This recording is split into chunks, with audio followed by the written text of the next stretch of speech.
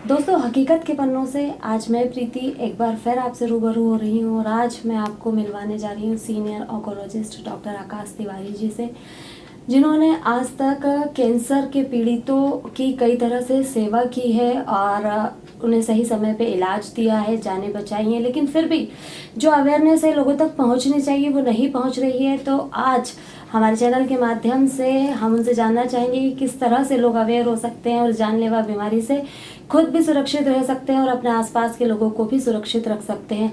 Sir, आपका बहुत बहुत स्वागत है हमारे चैनल पे। सर, मैं ये जानना चाह रही थी, आपका जो मेडिकल प्रोफेशन में एक शुरुआत हुई है, जो जर्नी है, ये कहाँ से शुरू हुई है और जो आपके प्रेरणा स्रोत रहे हैं वो कौन है? मैम, मैं एक्चुअली इंदौर से रहने वाला हूँ। यहाँ कोलंबिया कॉन्वेंट स्कूल में पढ़ता था। हमारी बड़ी बहन टीचर थी और उन्हें पढ़ाने का, लोग पढ़ें, बड़ा शौक़ था। बबली बोलते थे उन्हें घर में। तो वो चाहती थी कि मैं डॉक्टर बनूँ। वो काफ़ी कैसे पढ़ा जाए, क्या किया जाए, वो काफ़ी पुश रहा उनका।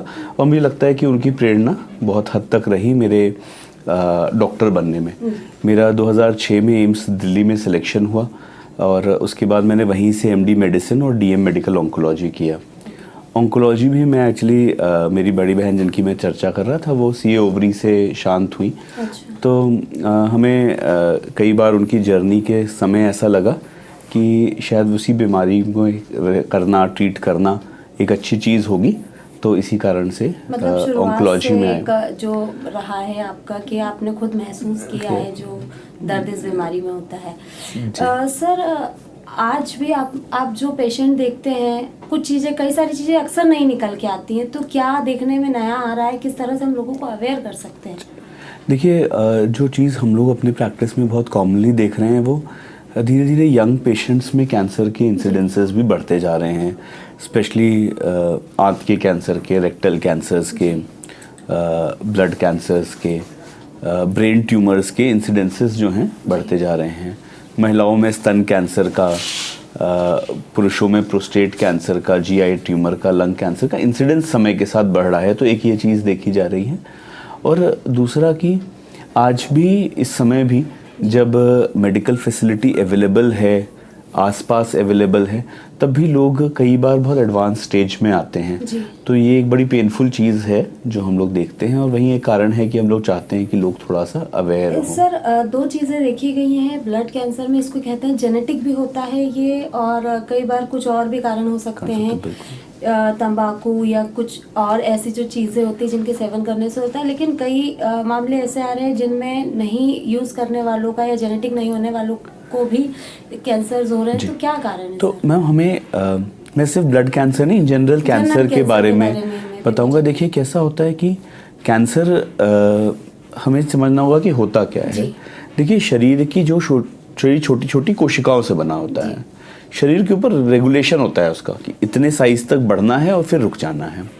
अब छोटे बच्चे इतने से 2-3 किलो के होते हैं, बहुत लंबे चौड़े हो जाते हैं, बट अनुपात में बढ़ते हैं। ऐसा नहीं होता कि भाई हाथ यहाँ से बैठ के दूसरे कमरे का स्विच ऑफ कर दिया, क्यों? शरीर का कंट्रोल है।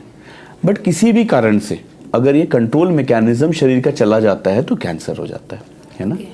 अब शरीर में करोड़ों कोशिकाएं बन रही हैं, टूट रही हैं, तो कभी कभी तो बाई चांस ऐसा हो जाता है। तो कई बार हम लोग देखते हैं कि पेशेंट बिल्कुल सामान्य जीवन जीता है, फिर भी उसको कैंसर हो गया, है ना। पर जो लोग तंबाकू, पान का सेवन करते हैं, एक्सरसाइज नहीं करते हैं, बहुत जो जंक फूड जिसे हम कहते हैं उसका सेवन करते हैं, इस तरह की जो प्रवृत्तियां रहती हैं, इससे कैंसर होने का रिस्क बढ़ जाता है। तो अपन कुछ ना भी कर रहे हो, नॉर्मल लाइफ जी रहे हो, तो भी हमें कैंसर हो सकता है। बट कैंसर होने का रिस्क जो है वो इन चीज़ों के कारण बढ़ जाता है। अच्छा। ऐसा सर, जैसे जो ट्रीटमेंट शुरू होता है, कई बार लोगों को जानकारी होती ही नहीं है।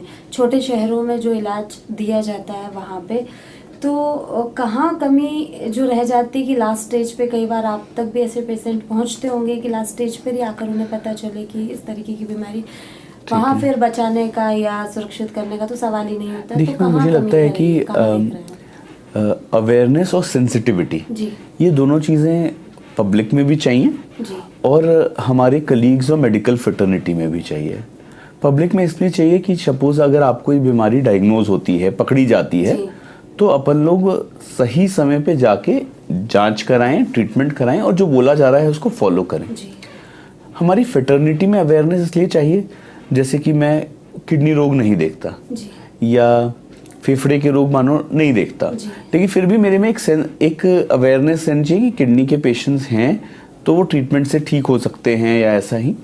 तो और मैं हेल्थ कम्युनिटी से मेरे बात कर रहा हूँ, नर्सिंग स्टाफ, BHMS डॉक्टर्स, जो जनरल प्रैक्टिस करे, सब कोई है ना, हम सब। तो हम सब में एक सेंस ऑफ अवेयरनेस चाहिए कि कैंसर के पेशेंट्स भी अब ठीक हो जाते हैं ट्रीटमेंट के साथ, तो थोड़ा सा एक्टिवली हम लोग उनको परस्यू करें कि वो थेरेपी कराएं। तो मुझे लगता है कि ये जनरल अवेयरनेस जब जैसे जैसे पब्लिक में आता रहेगा कि भाई कैंसर का इलाज हो सकता है, संभव है, किया जा सकता है, तो लोग भी अर्ली स्टेजेस पे आएंगे और शायद उनमें एक्सेप्टेंस ऑफ थेरेपी भी ज़्यादा होगी, है ना। सर, ये जो टाइप ऑफ कैंसर है वो छोटा छोटा सा मैं जानना चाह रही थी कि जो टाइप ऑफ कैंसर है वो नॉर्मल उसके लक्षण कैसे दिखाई देते हैं और कब से दिखने लगते हैं?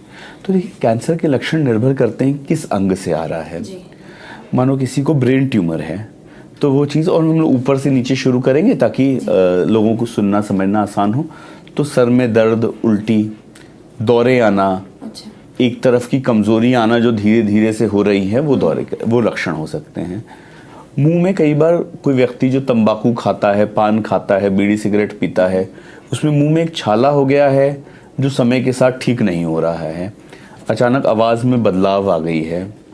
कोई व्यक्ति है जिसको खांसी, सांस में तकलीफ हो गई है, फेफड़े में पानी भर गया है, पेट में दर्द हो रहा है, पीलिया हो गया है, भूख नहीं लग रही है, लैट्रिन में खून आ रहा है, खून की उल्टी हो रही है, या शरीर में कहीं पे भी गिठान हो रही है, ये सब कैंसर के लक्षण हो सकते हैं। हम लोग इसको इस तरह से भी देखें कि इनमें से बहुत सारे लक्षण नॉर्मली भी होते हैं। सर में दर्द, खांसी होना, पेट में दर्द होना नॉर्मल लक्षण भी हैं। हम बस लोगों को जब समझाते हैं तो ये समझाने का प्रयास करते हैं कि अगर आपको ये लक्षण हो रहे हैं, थोड़े लंबे समय के लिए रह रहे हैं, तो अपने नियरेस्ट डॉक्टर से मिलें और इसका कारण पता करने की कोशिश करें।